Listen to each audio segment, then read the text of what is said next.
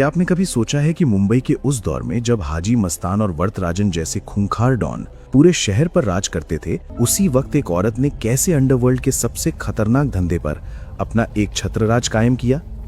साल 1960 का दशक, मुंबई की कामाठीपुरा की गलियां, जहां रात और दिन का कोई फर्क नहीं था, जहां कानून की बजाय खौफ चलता था।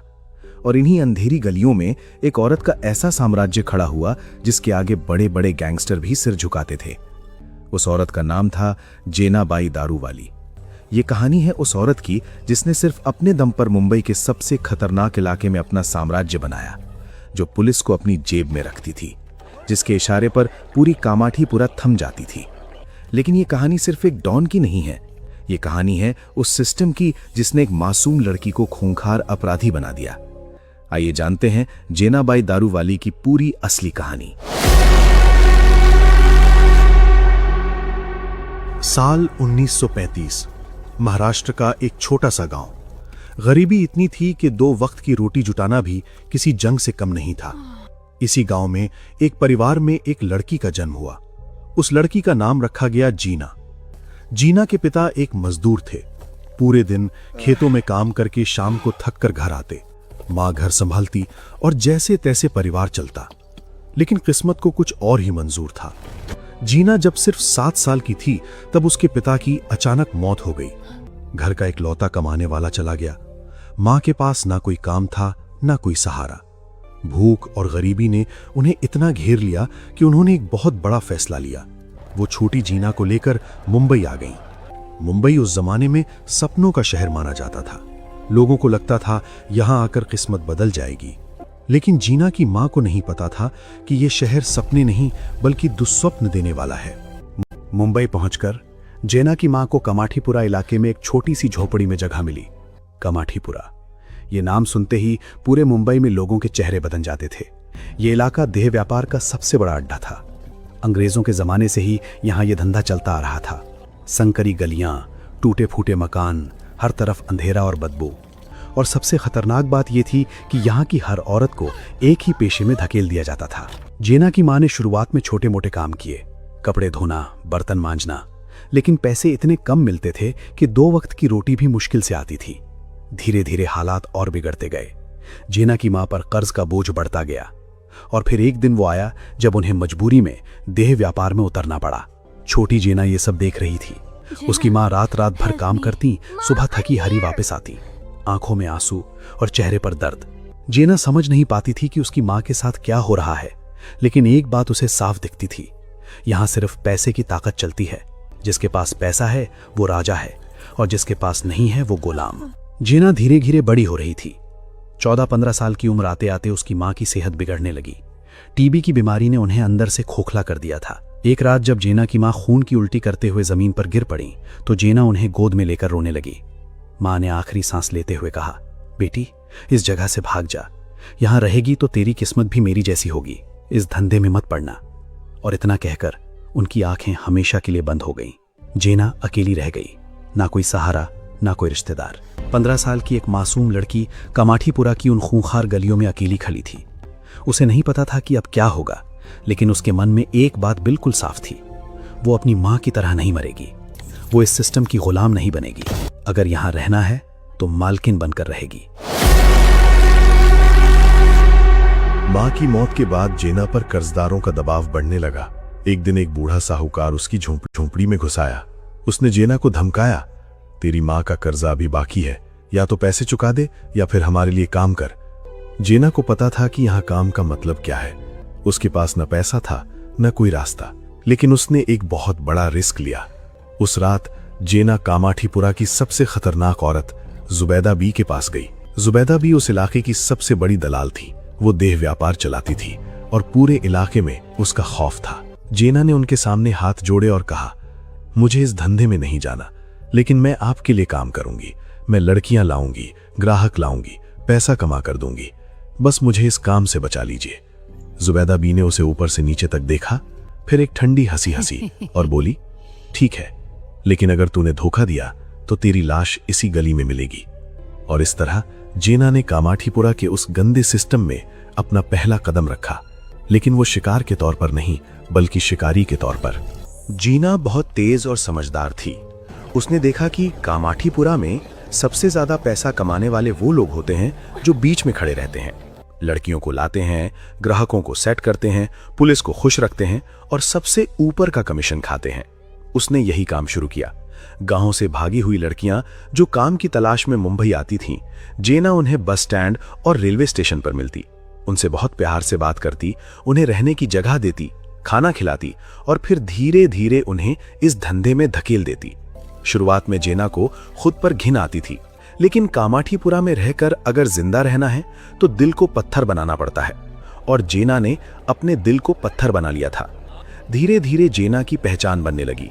वो सिर्फ लड़कियां नहीं लाती थी, बल्कि अमीर ग्राहकों को भी लाती थी, बड़े बड़े बिजनेसमैन, सरकारी अफसर, यहां तक कि पुलिस के लोग भी। जेना समझ गई थी कि असली खेल कनेक्शन का है। उसने पुलिस इंस्पेक्टरों को हफ्ता देना शुरू किया, उन्हें खास ग्राहकों से मिलवाती और बदले में उसे पूरी सुरक्षा मिलती। लेकिन जेना की असली तरक्की तब शुरू हुई जब उसने एक नया धंधा शुरू किया, अवैध शराब यानी देसी दारू। 1950 के दशक में मुंबई में शराब पर बैन था, लेकिन लोगों की तलब तो खत्म नहीं हो सकती थी। इसी मौके को देखकर जेना ने अपनी झोपड़ी में छुपकर देसी दारू बनाना शुरू किया। पहले छोटे स्तर पर, फिर धीरे धीरे धंधा बढ़ता गया। कामाठीपुरा के सभी कोठों में, होटलों में, ठेकों में जेना की दारू सप्लाई होने लगी। उसकी दारू इतनी मशहूर हो गई कि लोग उसे जेना बाई दारू वाली कहने लगे और ये नाम उसकी पहचान बन गया। 1960 आते आते जेना बाई सिर्फ एक दलाल नहीं रह गई थी, वो कामाठीपुरा की सबसे बड़ी शराब माफिया बन चुकी थी। उसके पास 15 से 20 भट्टियां थीं जहां रात रात भर शराब बनती थी। उसके पास 50 से ज्यादा लोग काम करते थे, और सबसे बड़ी बात यह थी कि अब उसके पास इतना पैसा था कि वो किसी की गुलाम नहीं थी, अब वो खुद मालकिन थी। लेकिन इस ताकत के साथ दुश्मन भी बढ़ने लगे। कामाठीपुरा में कई और गैंग थे, पठान गैंग, मराठा गैंग और तमिल गैंग। सबकी नजर जेनाबाई के धंधे पर थी।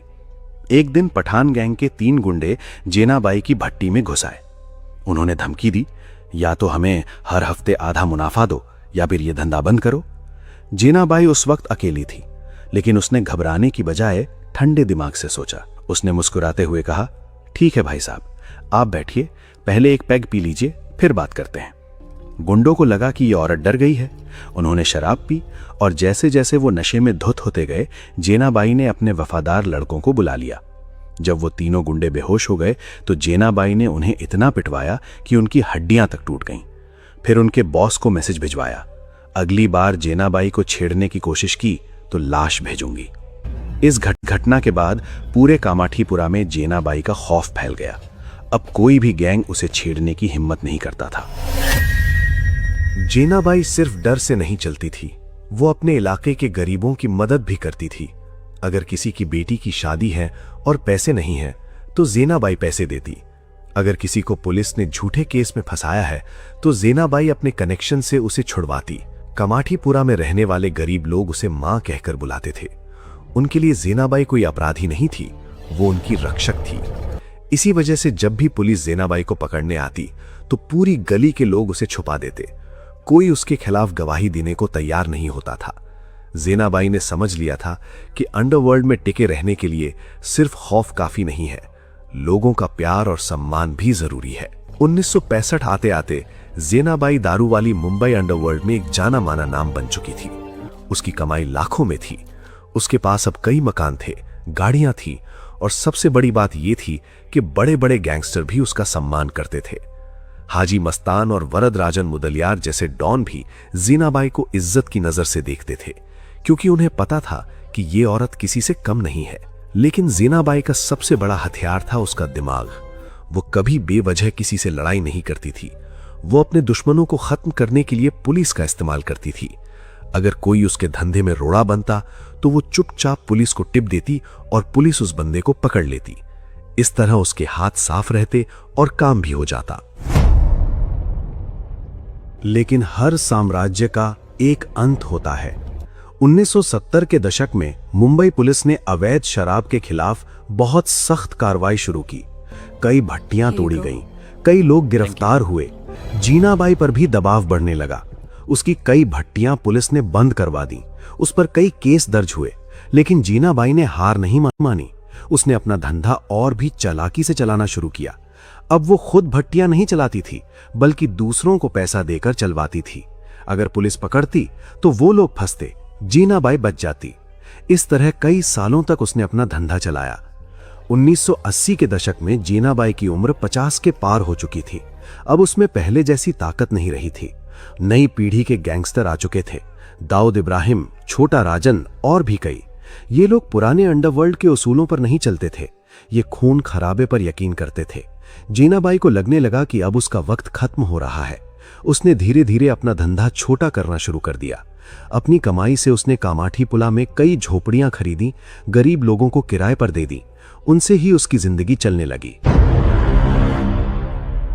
साल 1992 मुंबई में दंगे भड़क उठे। पूरा शहर आग में झुलस रहा था। कामाठीपुरा भी इससे अछूता नहीं रहा। इसी अफरा तफरी के दौरान एक रात जीनाबाई दारूवाली को किसी ने चुपचाप मार दिया। किसने मारा, क्यों मारा, ये आज तक साफ नहीं हुआ। कुछ लोगों का कहना है कि किसी पुराने दुश्मन ने बदला लिया। कुछ कहते हैं कि दंगों की अफरा तफरी में कोई लूटपाट के दौरान उसे मार गया। लेकिन सच क्या है, ये कोई नहीं जानता।